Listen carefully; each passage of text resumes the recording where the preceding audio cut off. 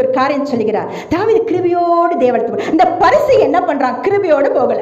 எப்படி போறானா, தேவனே நான் பரிகாரர், அநியாயக்காரர், விபச்சாரக்காரர் ஆகிய மற்ற மனுஷன் போல அல்ல. அவன் ஜெபத்தை பாருங்க. இங்க ஒரு ரகசியம் இருக்கு. தேவ ஜனங்கள் தேவாலயத்துக்கு வந்து சபைக்கு வந்து ஜெபிக்கும் பொழுது பரலோகம் பார்த்துட்டு இருக்கு. ஹல்லேலூயா. என் பிள்ளைங்க எப்படி ஜெபிக்கிறாங்க, அவங்க என்ன கேட்கிறாங்க, அப்படி பரலோகம் பார்த்துட்டு இருக்கு. ஏன்னா நம்முடைய ஜெபம் தான் நம்மளை நியாயத்திற்கும். ஹல்லேலூயா.